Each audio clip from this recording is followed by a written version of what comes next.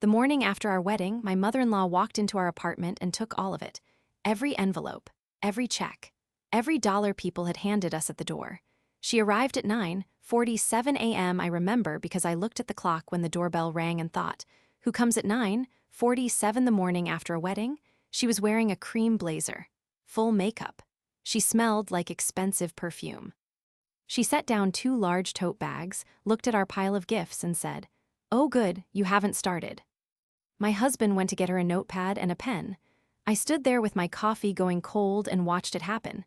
She worked methodically. She opened each envelope first, checked if it was a card or cash or a check, logged the amount and the sender on her notepad. She was fast. She'd clearly done this kind of thing before, or at least thought about it a lot.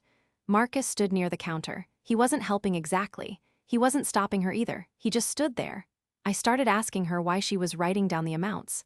She said it was for thank you notes. I said we had a system for thank you notes. She said this would make it easier. I said we didn't need help with that. She kept writing. An hour in, she had separated everything into piles. Cards in one pile. Checks and cash in a neat stack. She gathered the checks and the cash, folded them, and put them in the inner pocket of her tote bag. If you're new here, hit subscribe and drop a like. And tell us in the comments where you're watching from. Then she picked up the bag. I said, "Sandra, what are you doing with that?" She said, "I'm going to deposit it." I said, "That's our gift money." She said, "I know, that's what I want to talk to you both about." She put the bag down on the kitchen counter and pulled out a folded piece of paper from her blazer pocket. She unfolded it and set it in front of us. It was a spreadsheet, printed, 2 columns. One said expense, one said amount. At the bottom in bold, total, $123,456.78. I looked at it, then at her. Then at Marcus. She said, "The wedding was a gift from Gary and me, but it wasn't a free gift. We structured it as a loan." Marcus knew about this. I said, "What?" She said the catering, the flowers, the DJ, the rehearsal dinner, all of it had been billed to their account. Not just the things they'd suggested. Everything. And they'd been quietly covering overages and vendor deposits for the past 8 months without telling me. I said, "Marcus." He didn't say anything for a moment. Then he said, "Mom and I talked about it. I was going to tell you." I said, "When?" He didn't answer that. Sandra said the repayment schedule started next month. 5% monthly interest, compounded. She slid the notepad across the counter, the one with all the gift totals on it. She said the gift money would go toward the first payment. Then she picked up the tote bag again. I reached for it. Marcus grabbed my arm. Not hard. He wasn't rough about it. But he grabbed my arm and said, "Nat, let's talk about this later." I looked at him. He was looking at his mother. Sandra walked to the door. She said, "I'll send you the full amortization schedule by email, and I'm so glad the day was beautiful." The door closed. I stood in my kitchen on the morning after my wedding with a cold cup of coffee and a $123,000 spreadsheet and my husband's fingerprints on my arm. I didn't say anything for a while.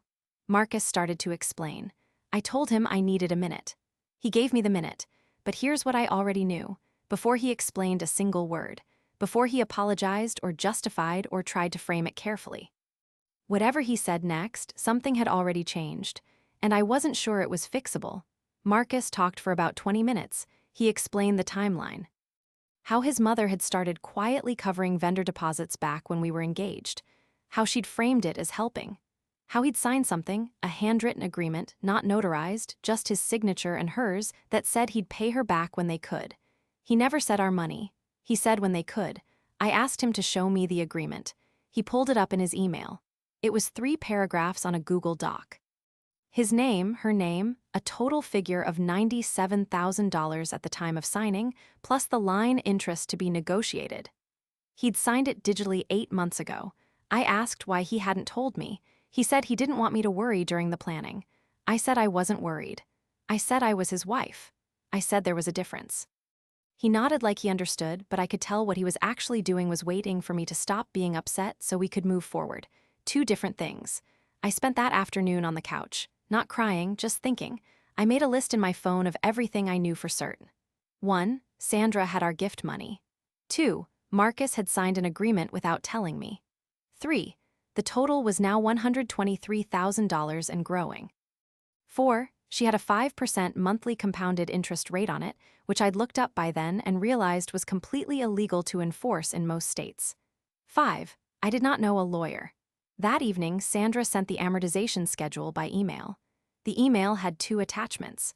One was a PDF titled Wedding Loan Repayment Plan. The other was a PDF titled Italy Trip Cancellation Confirmation. I opened the Italy one first. She'd canceled our honeymoon, not suggested we reconsider it, canceled it. She had access to the travel account Marcus had set up through his email, and she'd logged in and canceled both flights and the rental apartment in Florence. The refunds, she noted in the email, would be applied to the principal balance. She'd booked us a weekend in the Poconos instead. A cabin. Her friends owned it. She'd already put down a deposit. That was also noted in the email. I sat there reading that email 3 times.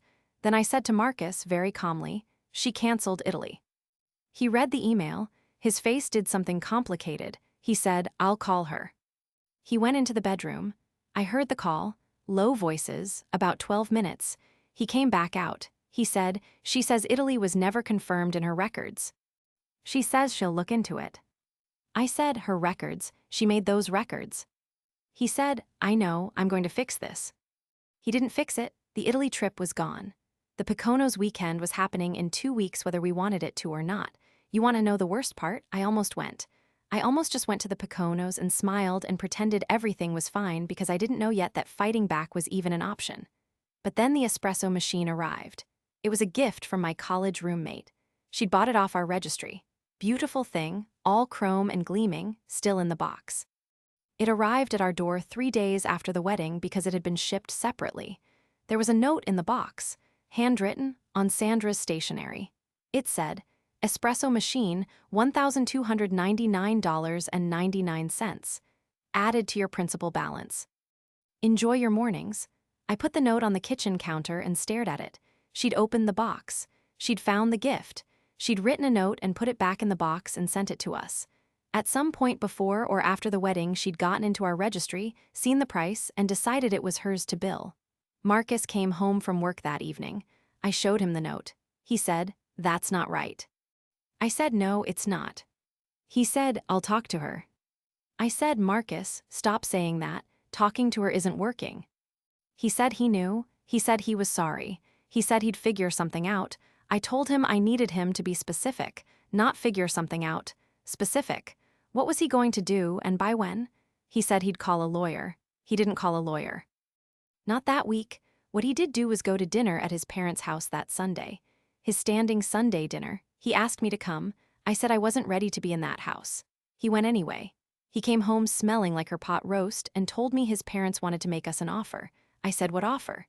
He said they were selling their house, moving to a condo, and they wanted to offer us the house at market rate, which was around $410,000. The wedding loan would be rolled into the mortgage. We'd effectively be buying from them and paying off the debt at the same time. Monthly payments to them. Forever. I said nothing for a long moment. Then I said, "She wants us to pay her a mortgage." He said, "It would be our house." I said, "It would be her house. We'd just be living in it and paying her for the privilege." He said, "It's a good house." I picked up my phone and went to the bedroom and sat on the floor with my back against the bed. Remember, we're talking about $123,000 here, with 5% monthly compounded interest. That number wasn't staying at $123,000. I'd run the math. At that rate, by month 6, we'd owe closer to $165,000. By month 12, well past $200,000. Rolling that into a mortgage on her terms meant we'd be paying Sandra for decades. I called my friend Dana. She's a paralegal. I told her everything. She listened quietly and then she said, "The interest rate she's charging is almost certainly unenforceable. The signed agreement might not hold up either. But if you want leverage, you need documentation." I said, "What kind of documentation?" She said, "Every text, every email, every note. The espresso machine note especially. And you need a real lawyer, not her lawyer, not Marcus's cousin who passed the bar, a real one." I said I was on it. That night Marcus came to bed and said, "Have you thought more about the house?" I said, "I have a question for you." He said, "Okay." I said, "If I told you right now that your mother was wrong, that the loan agreement isn't enforceable, that she illegally canceled our honeymoon and charged us for a gift. If I laid all of that out clearly, would you stand behind me, or would you go to Sunday dinner and come home smelling like pot roast? He was quiet for a long time. Then he said, "I'm trying to protect you from a fight you can't win." I said, "That's not an answer." He said, "She's my mother, Nat." I turned off my lamp and lay there in the dark. "He's my mother, Nat," 4 words, and in those 4 words I heard the whole thing, the year of planning, the vendors she'd chosen, the spreadsheet, the tote bag, the canceled Italy trip, the espresso machine note, the Sunday dinners, all of it had one center. One reason none of it had stopped, because she was his mother, and I was just his wife. That was the night I started planning. I didn't tell Marcus what I was doing. That sounds worse than it was. I wasn't sneaking around exactly. I was just done waiting for him to fix things. Every time I'd asked him to act, he'd called his mother and come home having accomplished nothing. I needed to move on my own for a while. The first thing I did was contact a real attorney. Dana had recommended someone, a woman named Carol Briggs who handled family financial disputes. I emailed her on a Monday morning from my work account. She responded within 2 hours. We set a call for Thursday. That week, I did what Dana had told me to do. I documented everything. I went through every text between Marcus and Sandra that he'd shown me. I screenshotted the amortization email. I photographed the espresso machine note. I found the email confirmation for the Italy cancellation and forwarded it to myself. I printed the Google Doc agreement he'd signed. By Thursday, I had a folder on my laptop with 47 items in it. Carol Briggs was direct. I liked her immediately. She listened to everything for about 20 minutes and then said, "The interest rate is unenforceable. 5% per month compounded is usurious under state law. Any court would throw that out. The informal agreement is more complicated. It exists, your husband signed it, the dollar amount was real. But the figure has been inflated since signing because of the interest. So the enforceable amount is closer to the original $97,000, and even that depends on what the agreement actually says." She said, "The bigger issue is that she took your gift money without your consent. You're married. Those are marital assets. She didn't have legal authority to take them." I asked if we could get the money back. She said, "Probably not easily. But if this ever went to court, that would not look good for her." She said the most important thing right now was not paying anything more until we understood what we actually owed versus what Sandra claimed we owed. She also said I should start keeping records of every payment made. I thanked her. I paid for the consult. I didn't tell Marcus. That same week, Sandra sent another email. The subject line was Ray, house offer, timeline. She was following up on the house. She laid out a timeline. She wanted an answer by the end of the month. She'd attached a draft mortgage agreement. Between the 4 of them, her, Gary, Marcus, and me, I was named in it. My income was listed. She'd gotten my approximate salary from somewhere. I didn't know how. I looked at that document for a long time. She had my salary. She'd included it in a mortgage document she'd drafted without asking me. That wasn't guesswork. She'd either found a pay stub, talked to someone, or Marcus had told her. I didn't know which yet. I asked Marcus that evening if he'd told his mother what I made. He said, "Why?" I said, "She has my salary in a mortgage document she sent today." His face went through a few things. He said, "I mentioned it once, just as context, when she was asking if we could afford the house." I said, "You told her my income." He said, "We're married. It's not a secret." I said, "It is a secret when she's using it to draft legal documents about what I owe her." He said he hadn't thought about it that way. I said, "Marcus, I need you to understand something. She is not helping us. She is building a structure. Every piece of this, the loan, the house, the mortgage, it all points in one direction. She wants to be the bank. She wants us paying her every month for as long as we live in a house she sold us. That is the goal." He was quiet. He said, "She's not doing this out of malice." I said, "It doesn't matter why she's doing it. I'm asking if you see what she's doing." He didn't answer. That was the moment I understood something clearly. Marcus was not a bad person. He was not cruel or dishonest at his core, but he had spent 34 years being managed by that woman. He didn't see it as control because to him, it was just how things worked. She offered things and you took them and you owed her, and that was fine because that was family. He genuinely didn't see the trap. I decided I wasn't going to be angry about that. I was going to use it. I called Dana again. I told her what I was thinking. She listened and said, "That's actually smart. If he's not your opponent, keep him close. If he can eventually be your ally, even better. But start building the exit strategy now." I said, "What does that look like?" She said, "The gifts, start there." Here's the thing about Mount Giftmore. Sandra had taken the cash and the checks, but she hadn't taken the physical gifts. The boxes and bags were still in our living room: a blender, a KitchenAid mixer, linens, wine glasses, a set of luggage, a cast iron pan, a dozen other things. Combined retail value based on the registry prices was somewhere between $8,000 and $10,000. We didn't need any of it. Our apartment was already furnished. We'd been adults for a decade. We had pots and pans. We had linens. All of this was beautiful and redundant. Dana had a suggestion. There was a high-end consignment shop on the north side of the city. Good reputation. They took gently used and unopened goods and split the sale price 60-40. For brand new items with receipts, they sometimes did better. I spent a Saturday afternoon going through everything. I made a spreadsheet. I estimated conservative sale prices for each item. Total potential, about $6,400 if I was lucky. That's when I opened a new bank account, not the joint account Marcus and I shared. A new one, just mine, for now. A savings account at a credit union I'd never used. I transferred just enough to open it and left it sitting there empty. I called it, in my head, the exit account. Not because I was planning to leave Marcus. I want to be clear about that. I was planning to leave Sandra's grip. Those were different things. But I needed a place to put money that she couldn't see, couldn't claim, couldn't access, and couldn't bill. That same week, Sandra escalated again. She called Marcus at work. He told me about it that evening. She was upset about the mortgage timeline. She said they needed to move on the house soon. The real estate market was shifting, and she'd gone out of her way to offer them a family deal. She told Marcus that Natalie was being difficult and that he needed to bring her around. She used that phrase, bring her around. Like I was a problem to be managed. Marcus relayed this without commentary. I said, "What did you tell her?" He said, "I told her we were still thinking about it." I said, "Marcus, we are not buying that house." He said, "I know, I just need to figure out how to tell her that." I stared at him. He needed to figure out how to tell his mother no. 6 weeks into our marriage. This was where we were. I went to the consignment shop the next day with the first box of gifts. The blender and the mixer and the luggage set. The woman behind the counter looked everything over carefully. She offered me $840. I said yes. She handed me cash. I drove to the credit union and deposited $840 into the exit account. Then I went home and made dinner and didn't say a word about any of it. Big mistake, some people might say. I should have told Marcus. Maybe.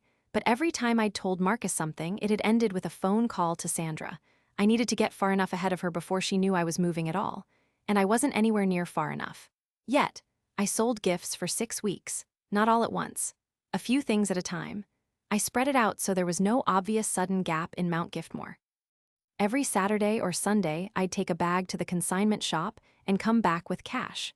Sometimes it was $200. Once it was $1,100 for a set of luggage and a sous vide machine still in its factory wrap. By week 6, the exit account had $5,840 in it. Marcus hadn't noticed the pile shrinking. He wasn't paying much attention to the gifts. He was paying attention to his mother, who was sending emails every few days about the house, the mortgage timeline, the interest calculations. He was in a constant low-grade state of stress. He'd stopped talking about it much at home, which I think he thought was protecting me. It wasn't. The payments had started. Sandra's amortization schedule called for $1,800 a month. Marcus had set up the first transfer without discussing it with me. I found out when I looked at our joint account and saw the withdrawal. I said, "When did we agree to start paying her?" He said, "The schedule started this month." I said, "Marcus, we didn't agree to the schedule." He said, "It's already done." I said, "Cancel the next one." He said, "Nat, we owe her money." I said, "We owe her something. We don't know yet how much. I have a lawyer looking at the agreement. We are not paying interest on a rate that's illegal." He looked at me, really looked at me for the first time in a while. He said, "You hired a lawyer." I said, "Yes." He said, "When?" I said, 3 weeks ago." He was quiet for a moment, not angry, more like the ground had shifted under him and he was recalibrating. He said, "What did she say?" I told him everything Carol had told me: the usurious interest rate, the gift money issue, the enforceability question on the original agreement. He listened. His face changed as I talked. When I finished, he said, "I didn't know any of that." I said, "I know." He sat down. He put his hands flat on the table. He said, "What do you want to do?" That was the question I'd been waiting for. Not "I'll fix it," not "let me call her." What do you want to do? I was in the room. My plan mattered. I said I wanted to keep making small payments while we built up funds. Keep her calm, not buy the house, not agree to anything new. Pay Carol's fees from my own account for now. And eventually, when we had enough, pay the original loan amount in full and close it permanently with a legal agreement that this was done. He was quiet for a long time. Then he said, "Okay." One word, but he meant it. I could tell. That night felt different. We ate dinner at home. We talked, not about Sandra, about other things, normal things. It was the first time in 6 weeks that the apartment felt like ours again. I should have stayed in that feeling. I didn't get to stay in it long. The following Tuesday, I was working from home. Marcus was at the office. I was on a work call and half watching my email when a new message came in. The sender was Gary Sullivan, Marcus's dad. That was unusual. Gary never emailed me.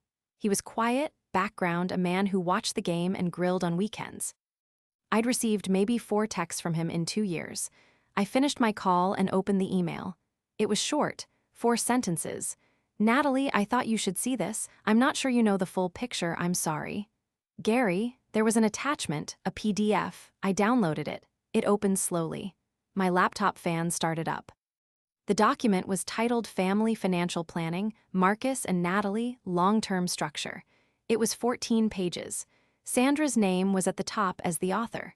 The date was 6 months before our wedding. I started reading. Page 1 was a summary. It outlined what Sandra called the optimal structure for Marcus and Natalie's financial future. It included a section called Asset Integration, which described how Marcus's eventual inheritance and Natalie's income could be combined into a family wealth portfolio managed by, and I'm quoting directly here, the Sullivan family principle. The Sullivan family principle was Sandra. I turned to page 2. There was a table. It showed Marcus's expected income trajectory over 10 years. It showed my expected income based on what she'd been able to find out about my salary history. It showed the house she wanted us to buy and its projected appreciation. All of it flowing upward. All of it managed through an account she controlled. I kept reading. Page 5 had a section called Debt Strategy. It outlined the wedding loan, the interest structure, and how it would function to keep us, in her words, close to home financially while they worked through the long-term plan. Close to home financially. That phrase just sat there on the page. I put my hands flat on my desk. I looked at the wall for a moment. I turned to page 8. There was a section called Contingency Planning. It addressed what happens if Marcus and Natalie do not comply with the long-term structure. It outlined specific steps: accelerating the loan repayment schedule, withdrawing the house offer, reducing Marcus's future inheritance. And at the bottom of the section, in a bullet point, Natalie's resistance to family financial integration may require direct spousal mediation. Spousal mediation.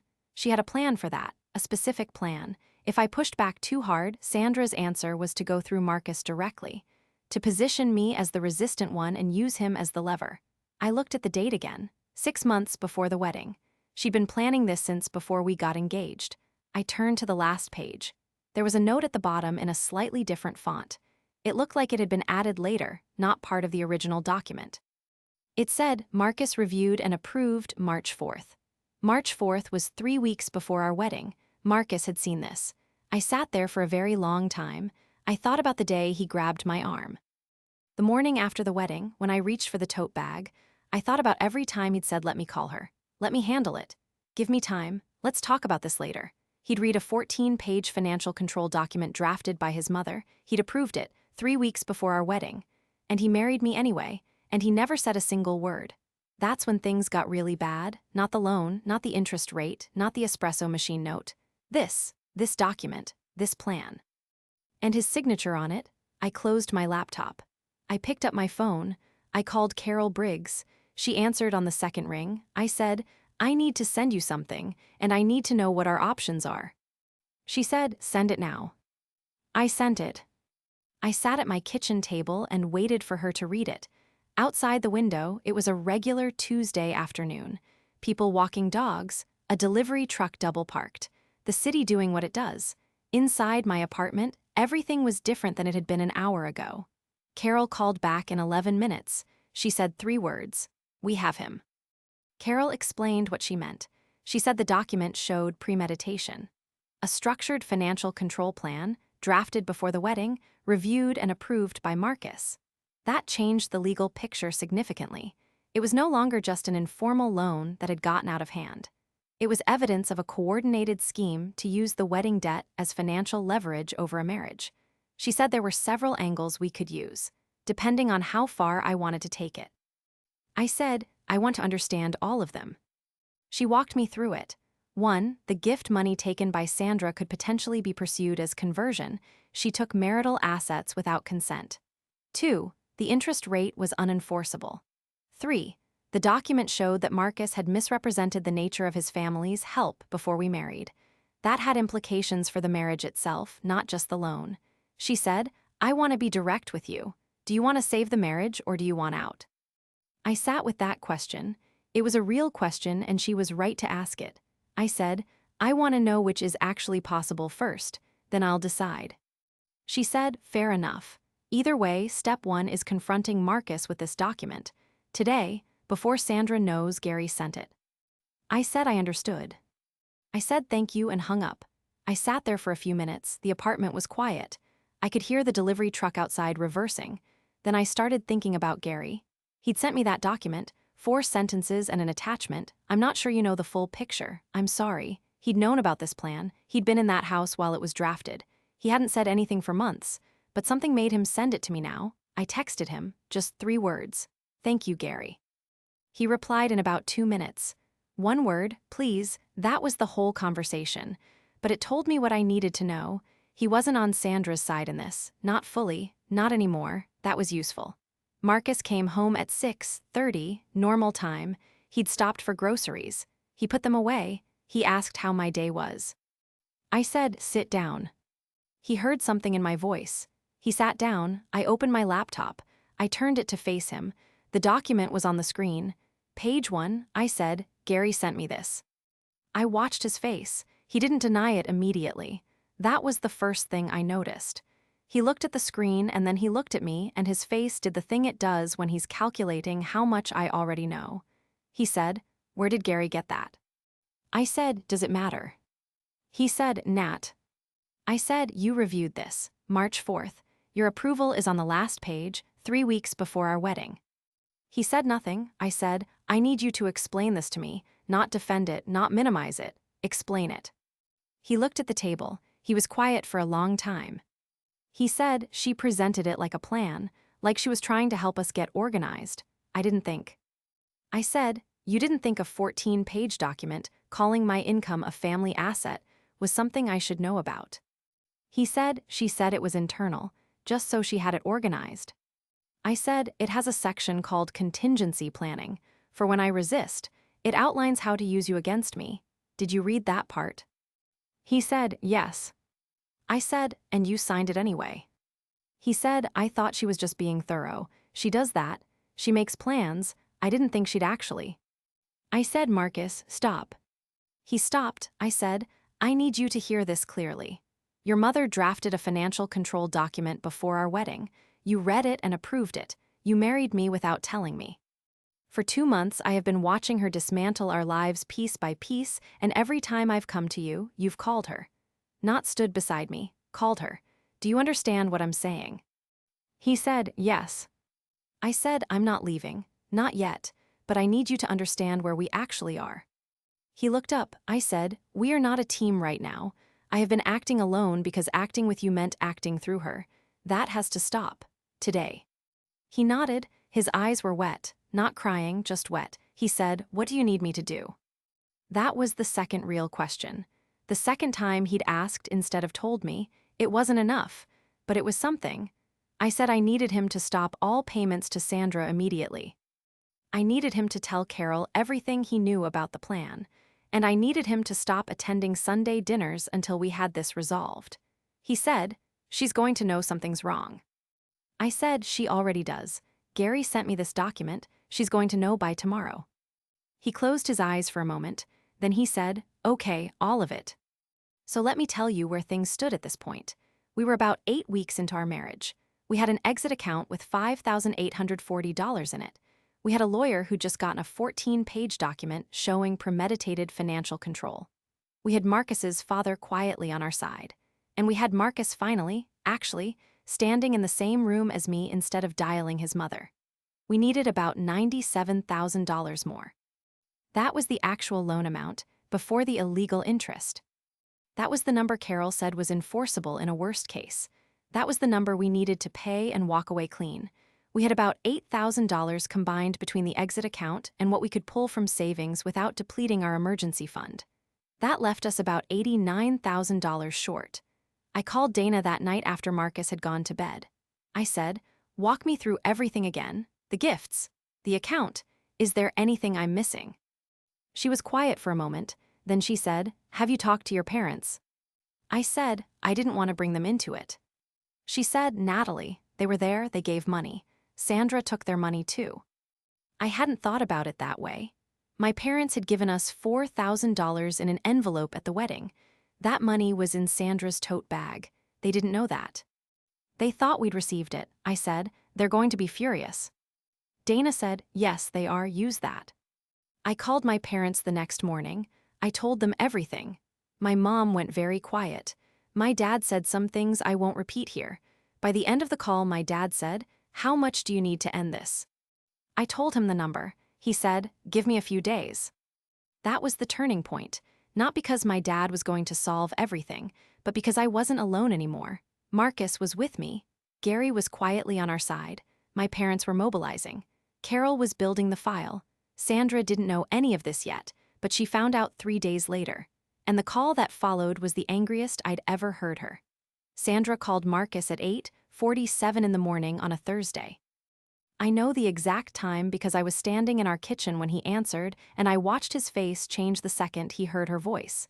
He put her on speaker. He looked at me first, asked with his eyes if that was okay. I nodded. Her voice came through the phone tight and clipped. She said, "I need to know what's going on. Gary told me you've been talking to an attorney." Marcus said, "We have."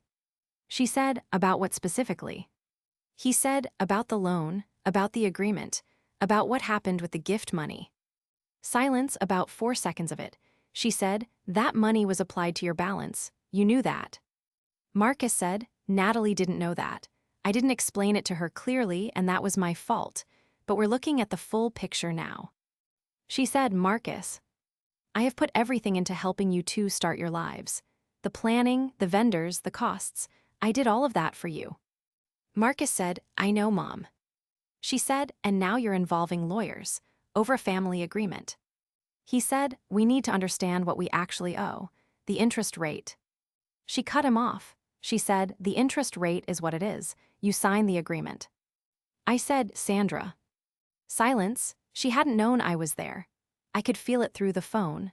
I said, "The interest rate you're charging is illegal under state law. Our attorney has confirmed that. The enforceable portion of the original agreement is the principal, not the compounded interest you've been adding." She said, "I don't think you understand how this works." I said, "I understand that you took $4,000 of my parents' gift money without their knowledge or consent.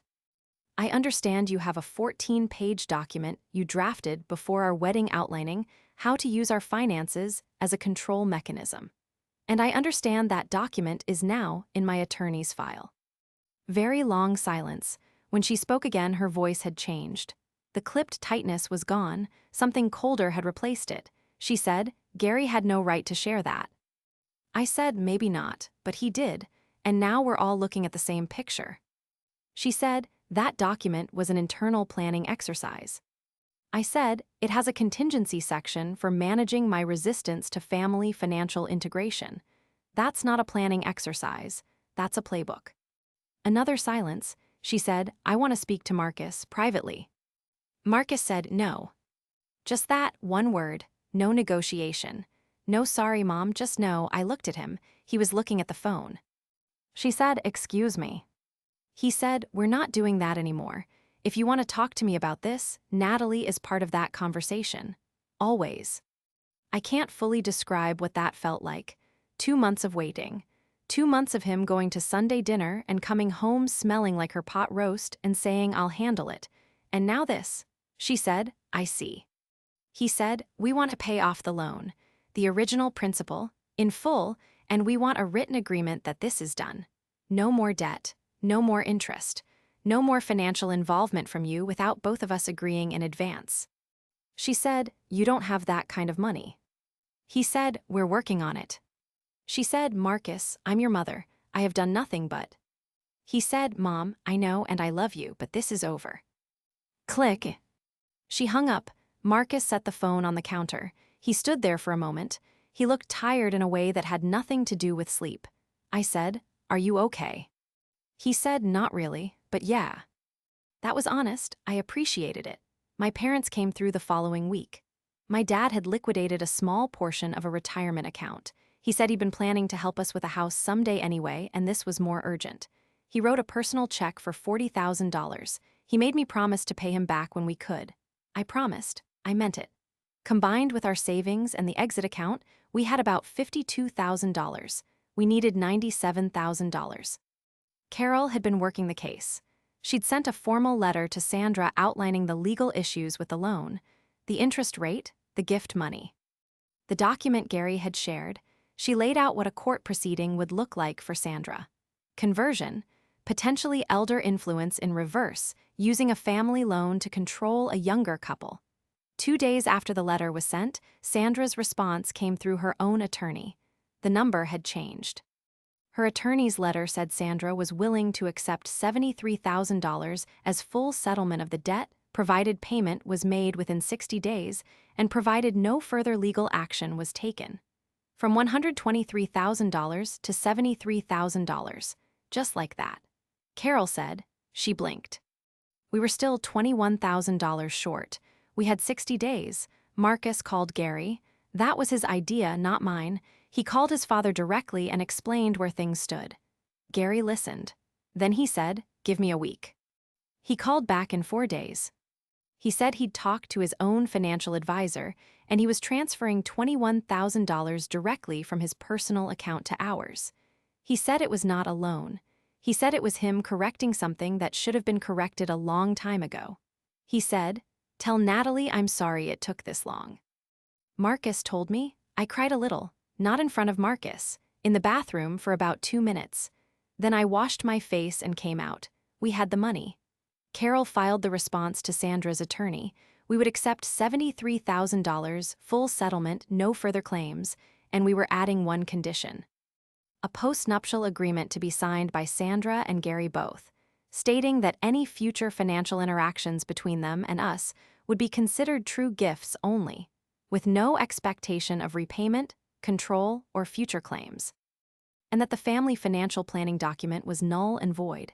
Sandra's attorney came back with 2 rounds of pushback. Carol held firm each time. The meeting was set for the following Saturday. Sandra and Gary's house, their dining room. 10 a.m. I got the cashier's check on Friday, $73,000, made out to Sandra Sullivan. I held it in both hands in Carol's office. I turned it over, looked at the numbers. Carol said, "How are you feeling?" I said, "Like I want this to be over." She said, "Tomorrow it will be." That night Marcus and I barely talked, not because things were bad, just because there wasn't much left to say. We'd said most of it. We ate dinner. We watched half a movie. He reached over and held my hand at some point, and I let him. In the morning, we drove to his parents' house together. I had the cashier's check in an envelope in my bag, and I had a folder with the post-nuptial agreement. 8 pages, 2 copies, tabs marking every signature line. We pulled into the driveway. I looked at the house she'd wanted us to buy, the house we were never going to live in. Marcus turned off the engine. He said, "Ready." I said, "Let's go." Gary opened the door. He looked tired. He shook Marcus's hand and then looked at me and nodded and stepped aside. He didn't say much. He didn't have to. Sandra was in the dining room. She was sitting at the head of the table, dressed, hair done. Like this was a business meeting she'd called. There were 4 glasses of orange juice on the table. A bottle of champagne, unopened, tilted in an ice bucket. She'd set out mimosas. I looked at that champagne. She'd set out mimosas. For the meeting where she was being paid off and losing control of her son's marriage, mimosas. We sat down. Sandra's attorney was there too, a man named Paul who'd introduced himself by the door. Carol was on my phone, available by call, but we'd agreed I could handle the table. Sandra looked at Marcus, not at me. At Marcus. She said, "I hope we can get through this and move forward as a family." Marcus said, "We hope so too." I put the envelope on the table. Then the folder. I said, "The envelope has a cashier's check for $73,000, full settlement of the loan as agreed. The folder has the post-nuptial agreement, 2 copies, tabbed for signatures." Sandra looked at the envelope. She didn't reach for it. She said, "I want to say something before we proceed." I said, "Okay." She said, "I built this family. I have done everything I could for Marcus his entire life. I have supported him, guided him, made sacrifices that nobody in this room fully understands. And I prepared that planning document because I love him and I wanted to make sure he was protected. That's all it was." She paused. She looked at me directly for the first time. She said, "I don't think you're right for him." The room was very quiet. Marcus said, "Mom." I said, "That's okay, Sandra." She looked at me. I said, "You don't have to think I'm right for him. That's not the agreement we're here to sign." Her attorney put his hand briefly on her arm. She sat back. Paul pushed the post-nuptial agreement toward her. He said he'd reviewed it. He said the terms were clear and the legal exposure for not signing was significant given what was already documented. Sandra looked at the agreement for a long moment, then she picked up the pen. She signed, both copies, every tab. Gary signed after her, quickly. No hesitation, I signed, Marcus signed. I collected 1 copy, left 1 on the table. I pushed the envelope toward Sandra. She took it. She held it for a moment. She set it down, that was it. Nobody touched the mimosas. Marcus and I stood up. We shook Paul's hand. Gary walked us to the door. At the door, Gary said, quietly just to me, "Take care of him." I said, "We'll take care of each other." He nodded. He closed the door. We walked to the car. It was a gray Saturday morning, a little cold. Marcus unlocked the car, and we both got in and sat there for a moment. He said, "Italy." I said, "Italy." He pulled out of the driveway. He didn't look back at the house. I did just once. Sandra was standing at the living room window, watching us leave. I faced forward. In the months that followed, things changed the way things change when you remove something that's been applying pressure. Slowly, unevenly, but they changed. Marcus stopped going to Sunday dinners. Not permanently, not as a punishment. He just stopped treating it as an obligation he couldn't refuse. He went once a month briefly. He called. He maintained something, but the automatic access was gone. Sandra called a few times in the first month, mostly to Marcus.